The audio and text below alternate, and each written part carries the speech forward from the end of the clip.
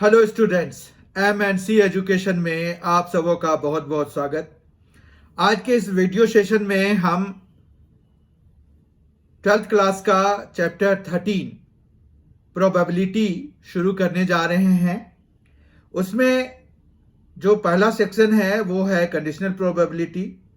Actually probability जो है आप सबों के लिए नया नहीं है, it's not new to you.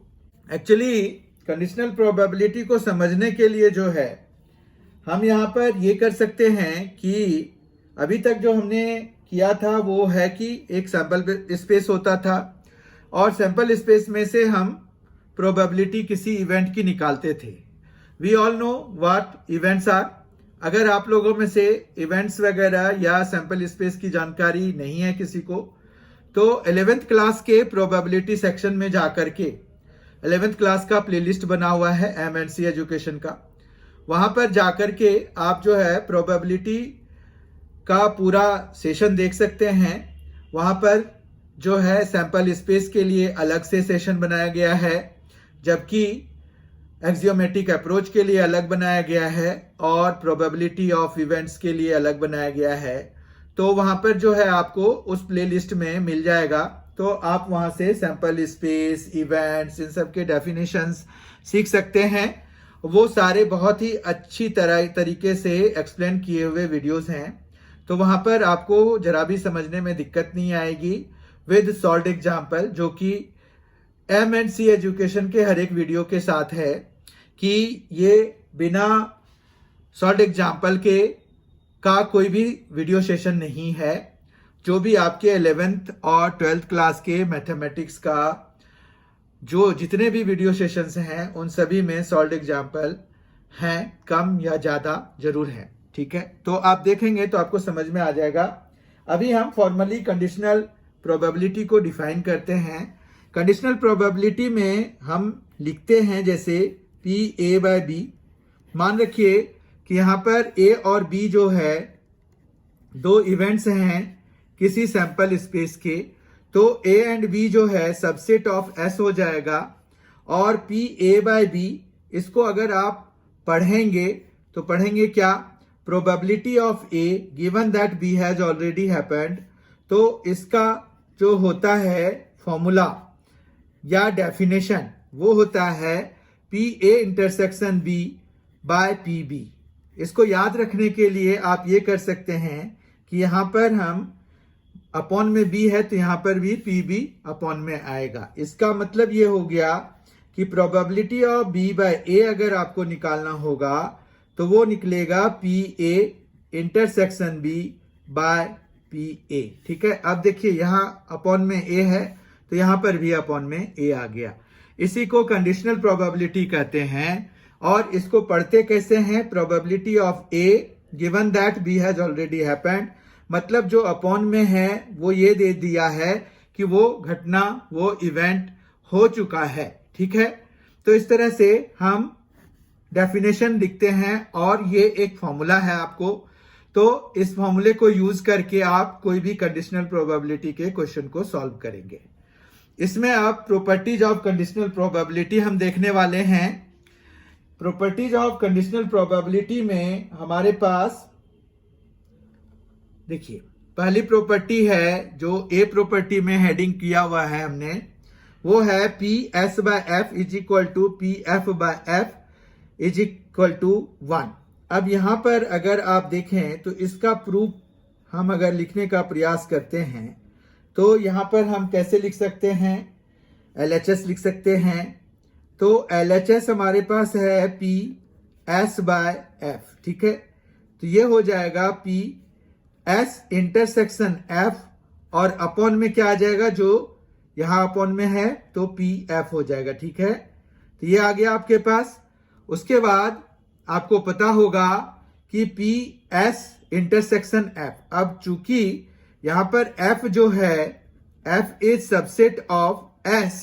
ठीक है, तो अगर F जो है सबसेट ऑफ S है तो इसका मतलब ये हुआ कि हम इसको PS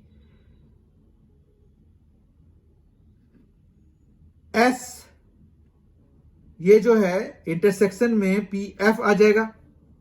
क्योंकि S इंटरसेक्शन F, और F जो है क्या है, सबसेट ऑफ, ये सबसेट है, एक सेकेंड, ये बिलोंग्स टू नहीं लिखना है, यहाँ पर सबसेट लिखना है। तो पी एफ जो है subset of, subset has this side, तो सबसेट ऑफ एस है, तो ये एस इंटरसेक्शन एफ के लिए हम पी एफ लिख देंगे, अपॉन में पी एफ हमारे पास है already.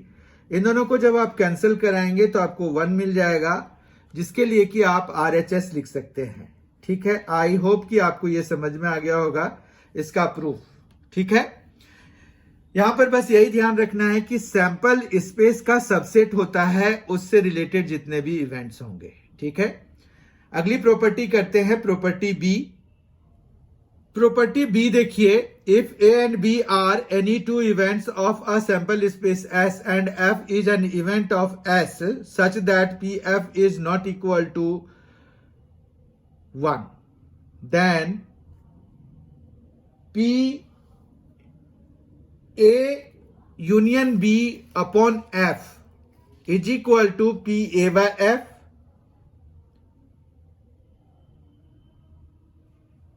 PB by F minus PA intersection B by F। यहां पर एक करेक्शन है, ये जो है 0 होना चाहिए। If A and B are any two events of a sample space S and F is an event of S such that PF is not equal to 0, then ये हमें प्रूव करना है। ठीक है, तो यहां पर हम LHS लेते हैं प्रूफ के लिए। Let us start proof. तो LHS इज इक्वल टू क्या है, P A union B by F क्या होगा, तो ये हो जाएगा P A यूनियन B और इंटरसेक्शन F और अपॉन में हो जाएगा PF। ठीक है, तो ये हो जाएगा P A इंटरसेक्शन F एक आ जाएगा, और फिर पी ए इंटरसेक्शन F आ जाएगा, A इंटरसेक्शन F, फिर बीच में यूनियन, फिर B इंटरसेक्शन F। ये डिस्ट्रीब्यूटिव प्रॉपर्टी से हो जाता है, और अपॉन में PF ही रहेगा हमारे पास। तो ये हम यहां पर लिख सकते हैं, ये देखिए ब्रैकेट बंद करेंगे क्योंकि वो पेयर में होने चाहिए, तो बाय डिस्ट्रीब्यूटिव लॉ इतना लिख देंगे।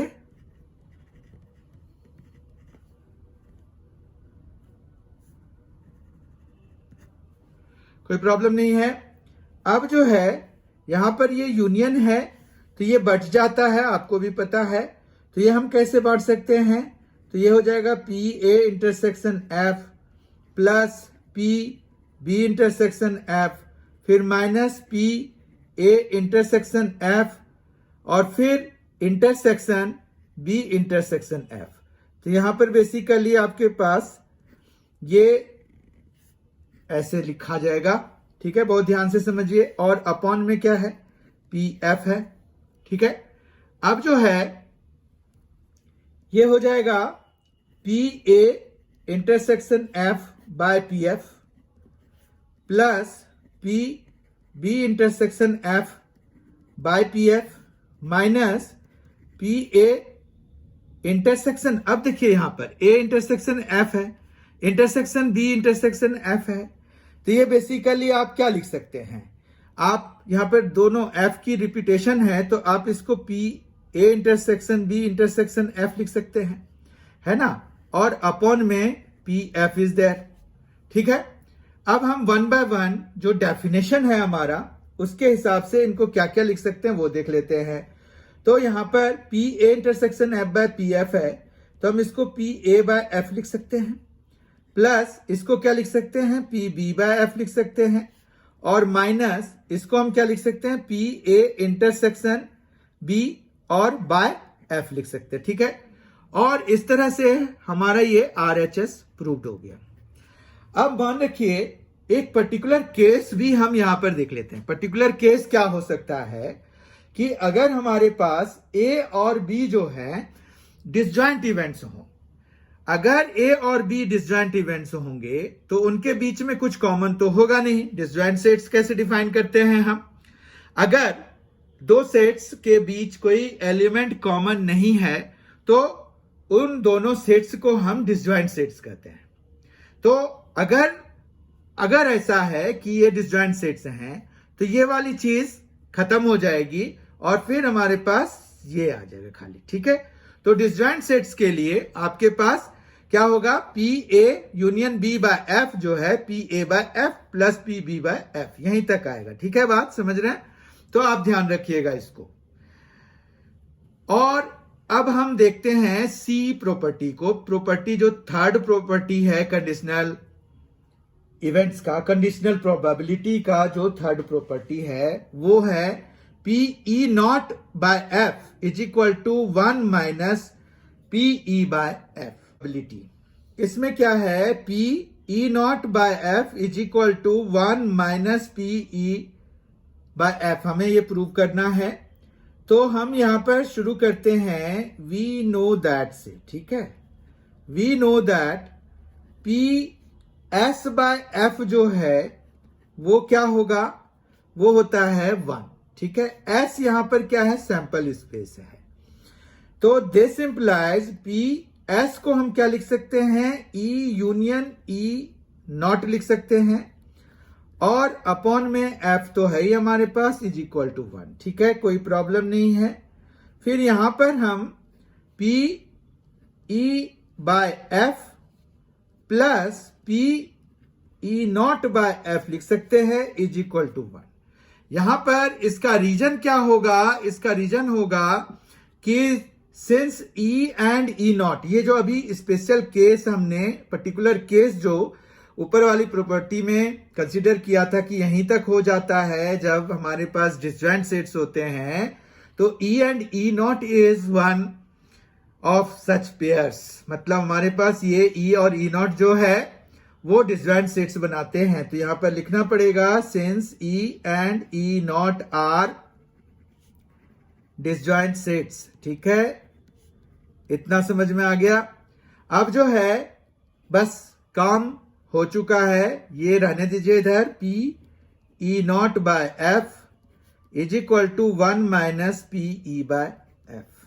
ठीक है, तो इस तरह से हमारे पास यहां पर ये प्रूव हो गया, प्रॉपर्टी सी मतलब थर्ड प्रॉपर्टी प्रूव्ड हो गया। ठीक है, और इसका यूज हम करते हैं प्रॉब्लम्स को सॉल्व करने के लिए, कोई प्रॉब्लम नहीं है। आइए अब बाकी सारे वीडियो सेशंस की तरह ही इसमें हम जो हमने आज कंसेप्ट्स सीखे हैं उन कंसेप्ट्स के बेसिस पर कुछ क्वेश्चंस को सॉल्व करते हैं। आज का क्वेश्चन नंबर 1 है, today's question number 1 is if P A is equal to 0.8, P B is 0.5 and P B by A is equal to 0.4, find P A intersection B. अब देखिए यहां पर वो एक्सियोमेट्रिक अप्रोच लग जाएगा। पी ए इंटरसेक्शन बी की जो value होती है वो क्या होगी, P A plus P B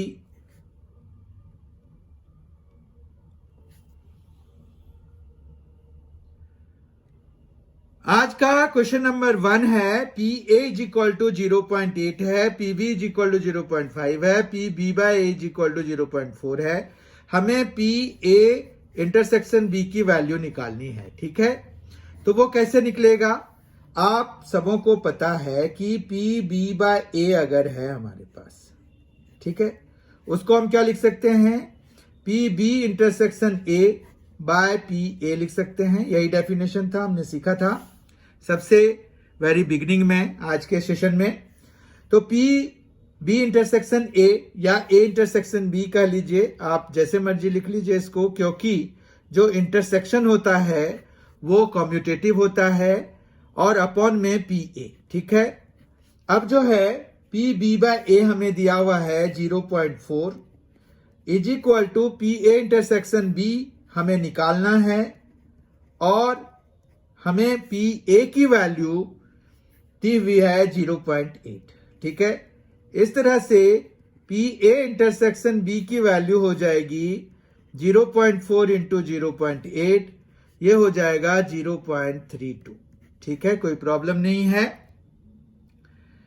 next question देखते हैं, पी ए बाय बी हमें निकालना है। पी ए बाय बी के लिए अब चूंकि पी ए इंटरसेक्शन बी आ चुका है, तो we can directly use the formula P A intersection B by P B हो जाएगा।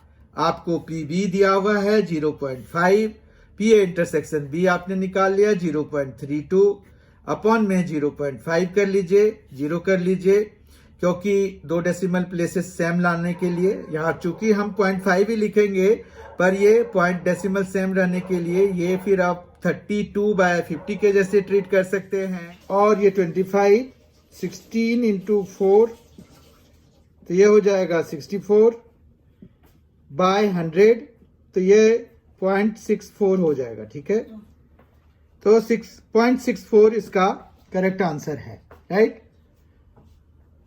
कोई प्रॉब्लम नहीं है। और पी ए यूनियन बी अगर हमें निकालना है तो उसके लिए भी फॉर्मूला है हमारे पास। क्या है, याद रखिए आप लोग, P A plus P B minus P A intersection B. हमने ए इंटरसेक्शन बी कैलकुलेट किया है और पी ए और पी बी की वैल्यू हमें दी हुई है। पी ए की वैल्यू है 0.8 और पी बी की वैल्यू है 0.5। देखिए 0.8, 0.5 और पी ए इंटरसेक्शन बी की वैल्यू है 0.32। तो हम इन तीनों वैल्यूज को यहां पर लगा देंगे। पी ए है 0.8, पी बी है 0.5 और 0.32 हमने कैलकुलेट किया था पी ए इंटरसेक्शन बी की वैल्यू। तो यह आ जाएगा आपके पास 1.3, 0.8 प्लस 0.5 को सॉल्व करने के बाद, और 0.32 है, तो यहां पर भी 0 कर दीजिए ताकि दो जो डेसिमल प्लेसेस है ना सेम बना लेते हैं, तो कैलकुलेशन हमारा आसान हो जाता है। अब 0 में 2 माइनस कराएंगे तो 8 आ जाएगा। अब ये 2 बचा, 2 में 3 तो माइनस होगा नहीं, कैरी कराएंगे 12 माइनस 3 तो 9 हो जाएगा। 0.98 विल बी द आंसर। ठीक है, ऐसे भी 1.30 में अगर 0.32 माइनस कराएंगे 0.98 आंसर आएगा। ठीक है, तो ये हमारा आंसर हो गया। क्वेश्चन नंबर 2 पे मूव करते फटाफट। आज का क्वेश्चन नंबर 2 है, a black and a red die are rolled, find the conditional probability of obtaining a sum greater than 9 given that the black die resulted in a 5। अब यहां पर हम दो इवेंट्स बनाएंगे। पहले लेट ए एक इवेंट बनाएंगे सच दैट, यहां पर क्या दिया हुआ है, सम ग्रेटर देन 9। ठीक है, तो उसी को हम ए इवेंट बना देंगे, सम इज ग्रेटर देन 9। ठीक है, कोई प्रॉब्लम नहीं। एंड बी एक इवेंट बना लेंगे कि ब्लैक डाई रिजल्टेड इन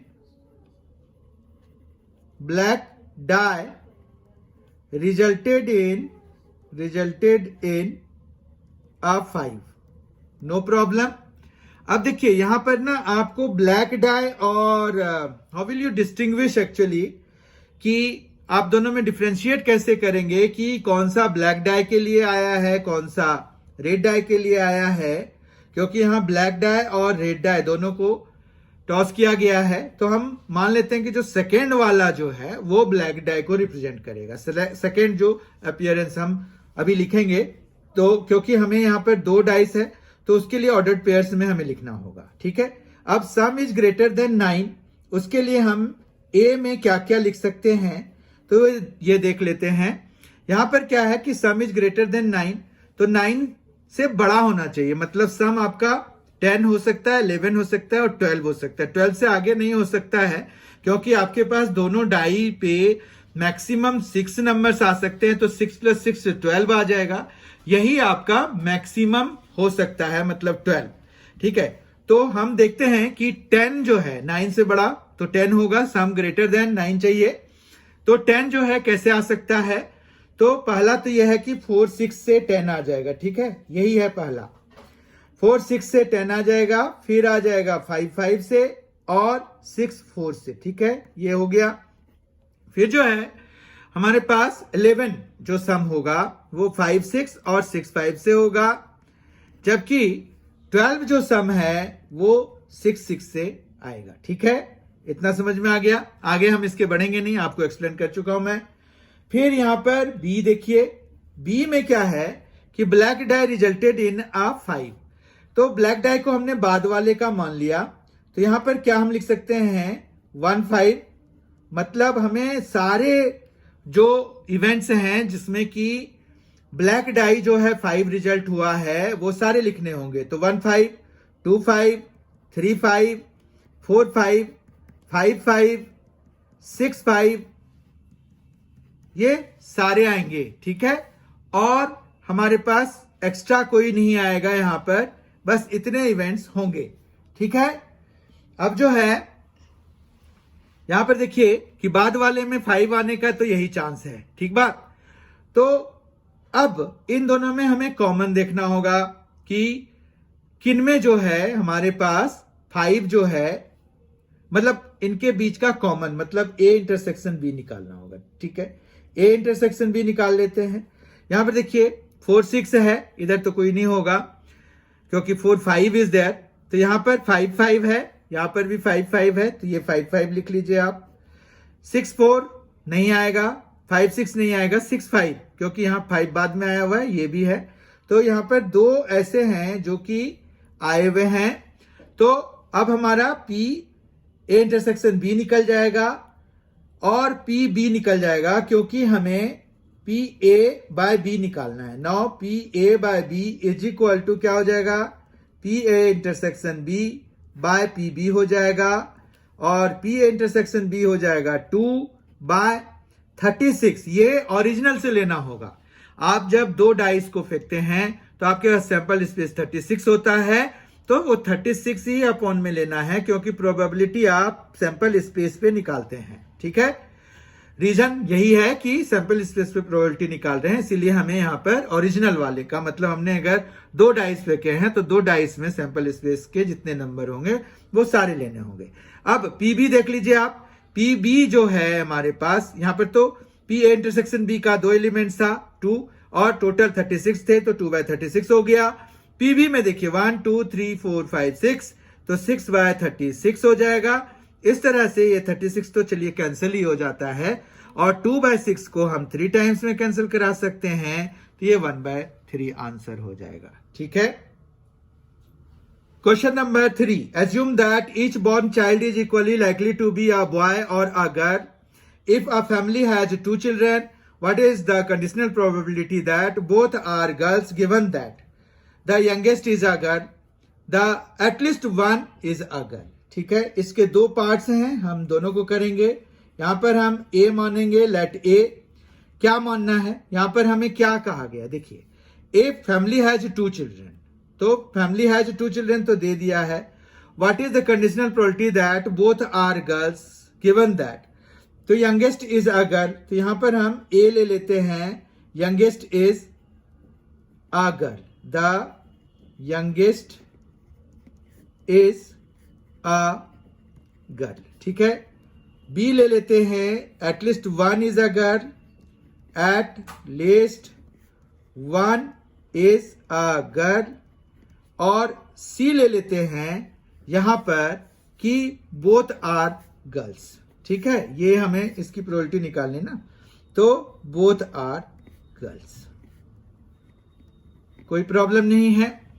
अब जो है यहां पर अगर सैंपल स्पेस लिखना चाहें तो वो कैसे लिखेंगे, तो एस हमारे पास हो जाएगा कि assume that each born child is equally likely to be a boy और a girl, तो हम क्या लिख सकते हैं, बीबी लिख सकते हैं, बीजी लिख सकते हैं, जीबी लिख सकते हैं, और जीजी लिख सकते हैं।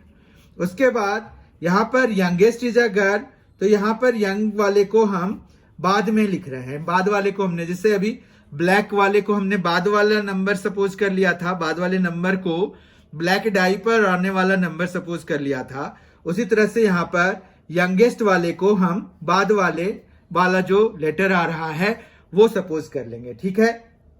अब जो है ए अगर हम देखें तो the youngest is a girl, तो यंगेस्ट इज अ गर्ल हमारे पास यहां पर भी है और यहां पर भी है, मतलब बीजी और जीजी, क्योंकि बाद वाले को हमने यंगेस्ट माना है, ठीक है। बी के लिए आइए, इस पे देखते हैं, एटलीस्ट 1 इज अ गर्ल, तो यहां पर 1 इज अ गर्ल, तो ये भी है, ये भी है, ये भी है, मतलब जिसमें गर्ल है, मतलब जी जिसमें है, तो जी, ये बीजी, जीबी और जीजी हो जाएगा। और फिर हमारे पास सी है कि दोनों ही गर्ल्स हो जाए, तो क्या हो जाएगा, जी जी हो जाएगा। ठीक है बात। अब जो है हमें क्या निकालना है, हमें निकालना है कि पहले में youngest is a girl, youngest is a girl हमारा क्या है, ए है। ठीक है, जबकि हमें क्या दिया हुआ है, what is the conditional probability that both are girls, तो बोथ आर गर्ल्स मतलब सी बाय ए निकालना पड़ेगा, क्योंकि the youngest is a girl given है। देखिए तो गिवन चीजें क्या है, नीचे आती हैं, तो यहां पर क्या आ जाएगा, पी सी बाय ए, मतलब सी की प्रोबेबिलिटी निकालनी है, बोथ आर गर्ल्स की प्रोबेबिलिटी निकालनी है, जबकि हमें क्या दिया हुआ है कि the youngest is a girl. अब ये क्या होता है, फॉर्मूला वाइज देखते हैं, सी इंटरसेक्शन ए होता है और अपॉन में ए होता है, तो P C intersection A by P A. अब सी इंटरसेक्शन ए में अगर देखिए तो सी में चूंकि जी जी ही है और ए में भी जी जी है, तो हमारा वन एलिमेंट है जो कि कॉमन है दोनों में। ठीक है, और सैंपल स्पेस 4 का है तो 1/4 हो जाएगा। पी ए जो है वो उसमें 2 एलिमेंट्स हैं और सैंपल स्पेस में 4 हैं तो 2/4 हो जाएगा। ये 4 कैंसिल हो गया तो 1/2 आ जाएगा। ठीक है, समझ में आ गया। दूसरे वाले के लिए आते हैं। दूसरे वाले में अब आपको ये पी सी बाय ए देख के पता चल गया होगा कि दूसरे वाले में हमें सी बाय बी निकालना है। ठीक है, सी बाय बी निकालना है, कोई प्रॉब्लम नहीं है। तो ये आ जाएगा P C intersection B by P B. ठीक है, अब पी सी इंटरसेक्शन बी में क्या आएगा, सी इंटरसेक्शन बी में देखिए जी जी यहां पर भी है, तो यानी कि 1/2 तो ऊपर है ही हमारे पास, और बी जो है हमारा 1 2 3 3 एलिमेंट्स हैं, तो 3 यहां पर ये 4 आएगा क्योंकि 4 हैं सैंपल स्पेस में, तो ये 1/4 हो गया, जबकि ये 3/4 हो जाएगा। ये 4 कैंसिल हो जाएंगे तो 1/3 हमारा आंसर आ जाएगा। ठीक है, अब जो अगले 2 क्वेश्चंस हमें जो करने हैं वो एमसीक्यू है। Late us start. 4th question है हमारा, एमसीक्यू है ये। देखिए, if A and B are events such that P A by B is equal to P B by A, then हमें ऑप्शंस दिए हुए हैं कि ए सबसेट ऑफ बी है but A is not equal to B, A is equal to B है, A intersection B 5 है, P A is equal to P B है। अगर हम इसको देखें, P A by B is equal to P B by A अगर हमें लिखा हुआ है तो हम फॉर्मूला लगा देते हैं, P A intersection B by P B लिख सकते हैं, इधर क्या लिख सकते हैं, P B intersection A by P A लिख सकते हैं, और पी ए इंटरसेक्शन बी और पी बी इंटरसेक्शन ए दोनों आपस में कैंसिल हो जाएंगे। तो यहां से आप कंक्लूजन निकाल सकते हैं कि पी बी और पी ए आपस में बराबर हैं। ठीक है, तो यहां पर क्या हो जाएगा, P A is equal to P B, यानी कि डी ऑप्शन इसका करेक्ट हो जाएगा। ठीक है, नेक्स्ट क्वेश्चन और आज के सेशन का आखिरी क्वेश्चन है, क्वेश्चन नंबर 5। ये भी एमसीक्यू है, मल्टीपल चॉइस क्वेश्चन है। देखते हैं, पी ए दिया हुआ है 1/2, पी बी दिया हुआ है 0, पी ए बाय बी क्या होगा ये बताना है। अब देखिए, पी ए बाय बी के लिए फॉर्मूला लिख देते हैं फटाफट। P A intersection B by क्या हो जाएगा, पी बी हो जाएगा। अब देखिए यहां पर पी बी क्या दिया हुआ है, 0 दिया हुआ है, यानी कि ये वैल्यू हमारा डिनोमिनेटर में क्या आना है, 0 आना है। तो P A intersection B by 0 हो गया, तो इसका मतलब क्या हुआ कि ये जो आउटकम आएगा वो सीधा सीधा क्या आएगा, नॉट डिफाइंड आएगा। ठीक है, तो इसका कौन सा ऑप्शन सही हो जाएगा, सी ऑप्शन, मतलब नॉट डिफाइंड ऑप्शन सही हो जाएगा। इस तरह से आज हमने बहुत ही महत्वपूर्ण प्रोबेबिलिटी से रिलेटेड एक कंसेप्ट किया जिसको कि कंडीशनल प्रोबेबिलिटी कहते हैं हम। उसके बेसिस पर हमने 3 प्रॉपर्टीज देखे, उनको प्रूव किया। Proving of property can be asked in the examination, आपको पूछ सकते हैं वो प्रूविंग, इसीलिए प्रूविंग बहुत अच्छी तरह से आप देख लीजिए। अगर समझ में नहीं आए हैं वीडियो को पॉज करके बैक जा करके देखिए, क्योंकि आए दिन जो है अब प्रूविंग क्वेश्चंस आने लगे हैं, इन सब के भी, प्रोबेबिलिटी से रिलेटेड भी, और आपको अलग अलग सेक्शन से भी प्रूविंग टाइप क्वेश्चंस पूछे जाते हैं, जैसे इंटीग्रेशन के प्रॉपर्टीज के बेसिस पर भी पूछ रहे हैं। तो प्रॉपर्टीज को प्रूव करने के लिए वो पूछने लग गए हैं, मैट्रिसेस के बेसिस पर भी। तो इस तरह से आपको बहुत अच्छी तैयारी करनी है अगर, तो आपको प्रॉपर्टीज के प्रूफ भी देखने होंगे। नेक्स्ट वीडियो में हम इसके अगले टॉपिक इंडिपेंडेंट इवेंट्स के साथ फिर प्रस्तुत होंगे। तब तक के लिए thank you so much for being with us, thanks a lot, enjoy yourself.